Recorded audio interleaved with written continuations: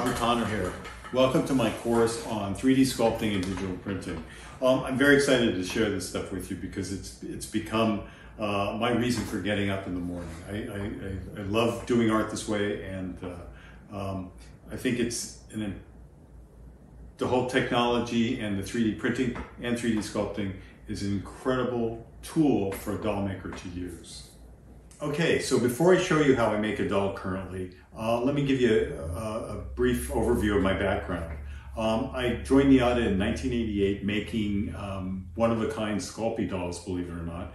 And over the years, I eventually progressed. Well, I eventually started making porcelain dolls, and then from porcelain dolls on to vinyl dolls. This was all done domestically. I made the big leap, and I went overseas to mass produce vinyl and hard plastic dolls. Built my company over the course of 30 years. And now I feel like I've come full circle because I'm coming back to where my dolls can be more hands-on, and you'll see that in this doll that I'm going to make for you. Yeah, I'm really loving this kind of process and getting back to my roots. Okay, to do this doll from a digital sculpt, starting from the beginning, there's a couple of things you're gonna need. Two main components that you'll need. One, of course, is the digital sculpting software, and I use ZBrush. It's a software that was created by artists for artists, so they know what we need and they anticipate what we need. And the second component that you'll need is a printer. And I use a Form 3 printer from a company called Formlabs. The printer is a semi-industrial sort of machine, not cheap, but it really produces a very fine quality print. All right, so what I'm going to do next is I'm going to show you the physical layout of my desk and kind of explain to you a couple of things I have to do this. Very simple setup, and then we'll get on to making a doll. So here's my setup. It's actually pretty basic. This is all I use for sculpting. So what you see below my desk, and well, okay, granted, my desk isn't usually this neat, but for this I cleaned it up. Anyway, I have a gaming computer. It has a heavy-duty graphics component to it so that it's able to handle easily the graphic stuff I need for ZBrush. I have a 27-inch monitor. It's a touchscreen Wacom tablet called a Cintiq. Amazing tablet, touchscreen. And to the right here is my stylus pen that I use on the screen to sculpt with. Then I have a mouse, and then of course my keyboard, and that's it. And I could do any kind of sculpting I want through this. Now let's take a quick walk over to the printer. It's right around the corner here, and I hope that didn't make you dizzy. Here's the printer. It's on a desk, and again, it's a fairly neat thing. It's all ready to go, and I just send over a file and it can print one out. So there you have it. And that's really all I need to do this. Okay, so here we are. I have ZBrush pulled up on my computer screen. And I'll just start. It's very simple and very fast. I pulled this up on my screen and I'm ready to sculpt basically. I'll start with a sphere. Change the color of it. Give it a bit more geometry, and then I'll start sculpting. That's all there is to it.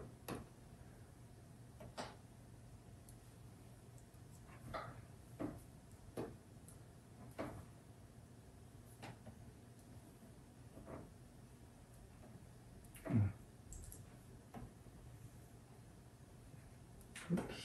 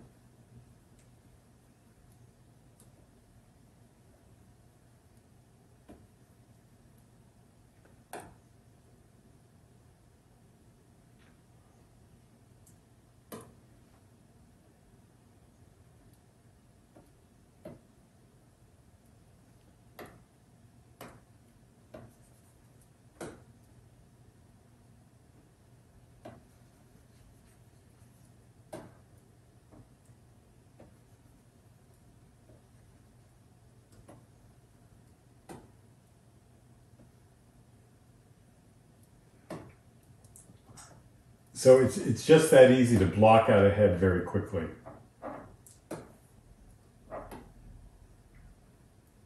And believe me, this has a long way to go, but you can see how fast it is. I mean, to get set up and all that. I remember with clay, I would have to, I'd have to set up my studio and pull out my tools and all this kind of stuff.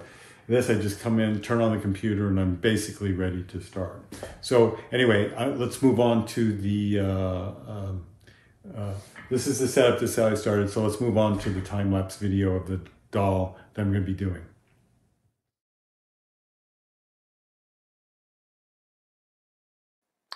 What you see on the screen is my process of sculpting a doll in ZBrush. I start with a basic ball and just go from there. If you notice, one of the cool things about sculpting in ZBrush is that there's a feature where it mirrors what you do on the right side is mirrored to the left side. So the symmetry is no problem. Here I added eyeballs and just clicked a button to add the eyeball to the other side.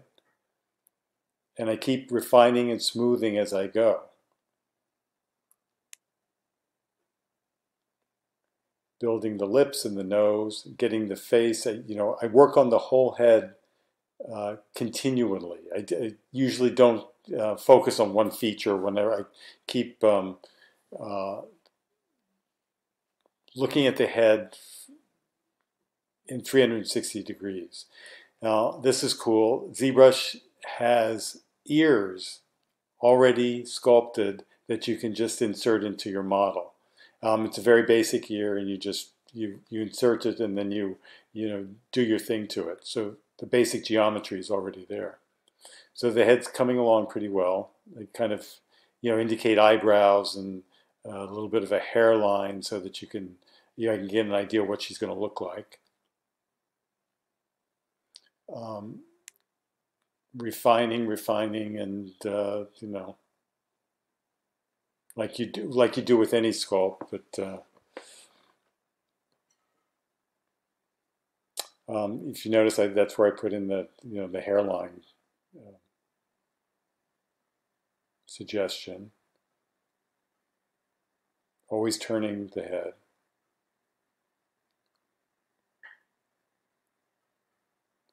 And I can get in, on ZBrush, I can get into parts that were very difficult to get into when I'm, hand sculpting a clay or paper clay or Sculpey or whatever. You can get up close and really get in there and clean up everything.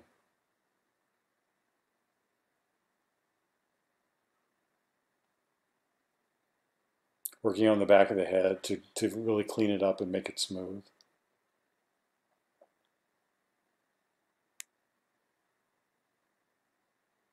And she's coming along pretty. All in all, I would say that this sculpt is probably taking me a couple hours to do, this head sculpt. But what you'll see shortly is that the body that I've already worked on, I can just bring that into the head sculpt. You'll see that in a second. There it is. I just bring it over from the sculpt I'd previously done, and boom, she has a body. Working on the placement of the neck and the head. Elbows, hands, and torso work there.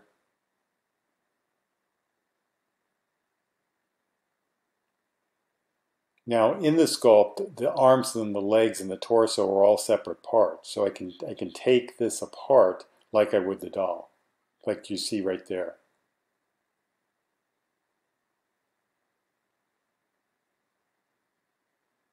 The hands, you can really get in there and detail the hands.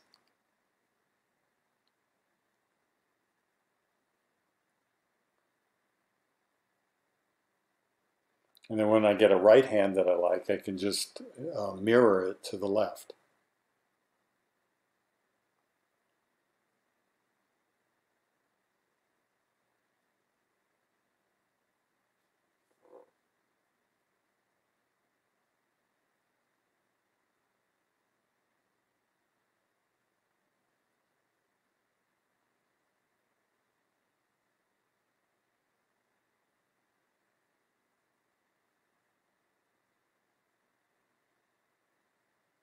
It's basically the process.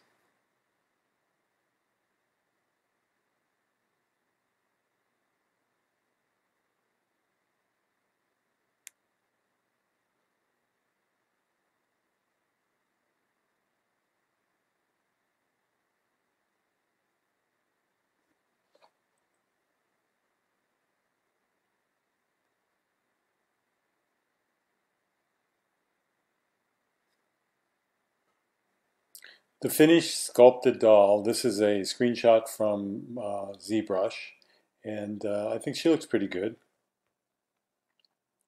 Next step is the getting her ready to print. This is the Formlabs computer program, and I've got her situated. And the next step is to generate the build platform, and that's what these supports are. Okay, here we are. The print is done. It's one of a few prints. I've done the body separately from the head and the arms and the legs. So this is the 3D printer and what it looks like in my office. Pulling back here a little bit so you can see kind of a mess, but there's my illustration art up there. Yeah, so it looks like it printed. It's a great print. So I'm just going to take it out. So you have to be very careful. This the lid comes up like this. You can get a look at the print. See the torso. You may not be able to get an idea, but that's the torso on its base, on the frame there. And I unhook this and remove it. And you've got the torso.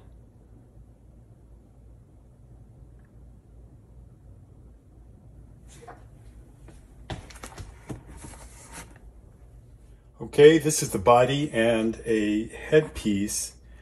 It goes in the back of the head to hold in the joint. I'll show you that when I put this together. But it's all dry. It's been in 2 different alcohol baths, and I'm getting ready to put it into the curing machine. There we go. Okay, these are the pieces. They've been cured.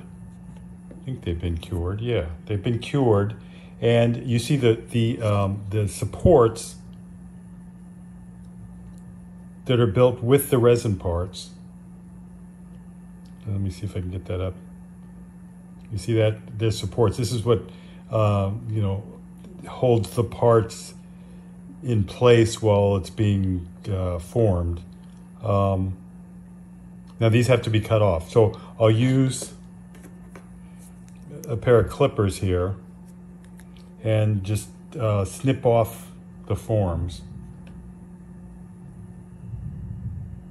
to get ready for the next step. Okay, so here we go. This is the doll out of the printer, of course, and cleaned up. And what I mean by cleaned up is there's a light sanding. It's resin, so it just takes a light sanding. And then you get these beautiful, beautiful clean parts, very clean. Okay, so why are there so many parts? So I found out I had a little bit more time for this project than I thought I did. So what I did was I started with this, which was a sculpt. I was going to ball joint this and string it, which is a very simple, basic way to do a doll. You get mobility, but it's just very simple. But because I had more time, I decided that I was going to engineer it and show you some of the really cool stuff about digital printing and digital sculpting. So this is I love this about digital printing. So what do I have here? Here is the body, and you'll see if you compare it with the old one, I added this knob here. And knobs at the legs, and if you look at the back, it's let me get it up there. It I engineered that, and you'll see why. So how do you put it together? It's so cool and so easy. The head just snaps on. The ball here fits in the engineered ball in the back of the head, the cavity. And then the back of the head, you just plug it right in. It snaps right in. Easy. And you have a head that turns and tilts. Really kind of cool. All right. So what about the rest of it? So here are the arms. This is I love this joint. You snap in this disc here. It's like a double disc, and you snap that in. You snap in the shoulder blade piece. Let me see if I got this right. It just snaps right in, just like that. Do it on the other side. See what I did? There's a cavity there that snaps right in, and snap on the shoulder blade. And there you have it. Then you have a socket for the ball on the arm. Now this is really cool. The disc fits into in that slot there.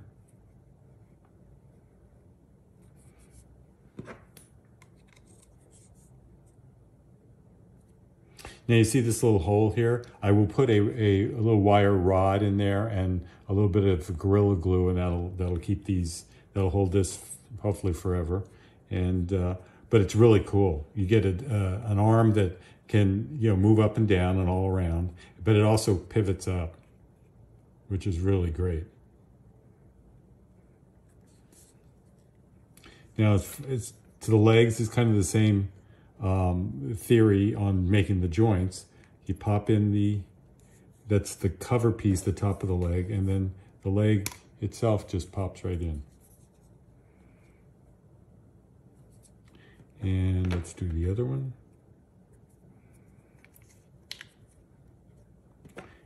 And pop the leg in. And there you have it. You have a doll put together. And again, I mean, this is how long it takes. A couple of dots of glue and a little finessing, and you've got a completely put together doll, and with no stringing. It's really cool. Love digital printing. Give you a look at the back. This will be covered by the wig, of course, and then clothes and whatever. So there you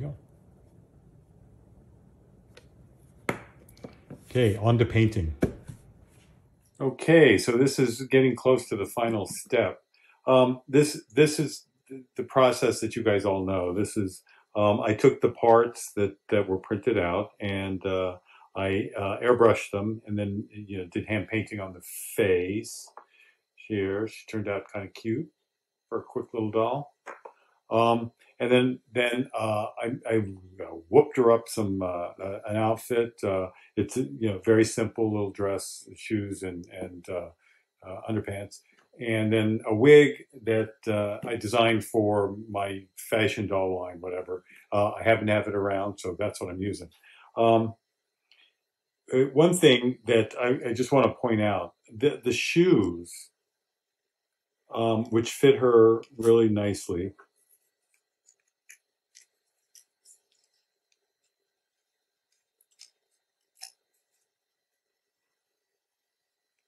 Here they are in resin. They fit perfectly.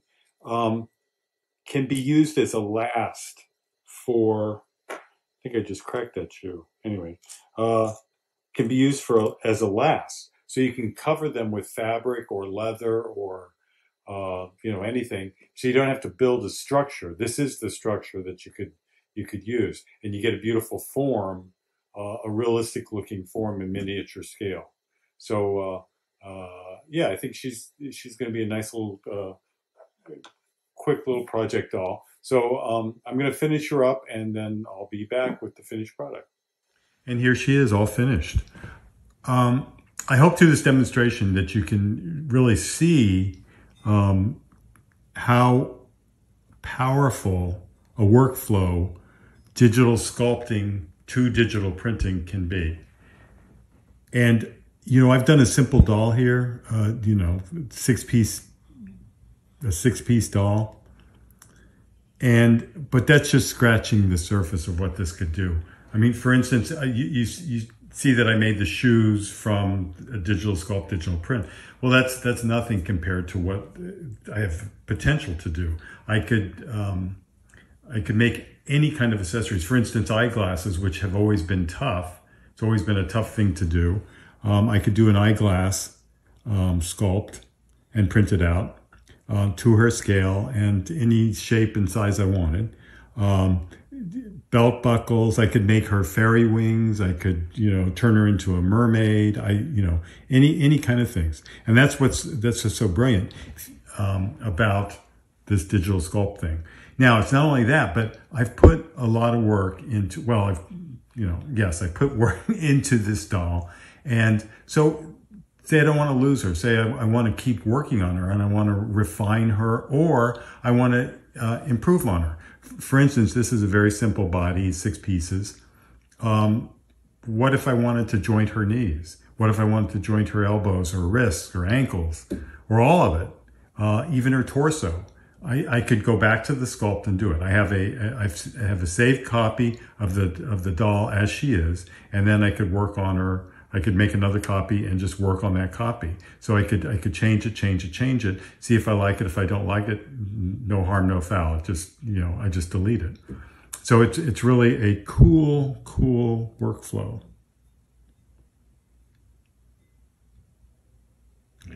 Spin around here. Excuse my hands. And just to let you know, this is a turntable that I used to use when I was sculpting in clay. I put a lot of miles on this turntable. However, I don't use it anymore other than to frost cakes. Yes. So anyway, there you have it. And next up, I'll share with you information on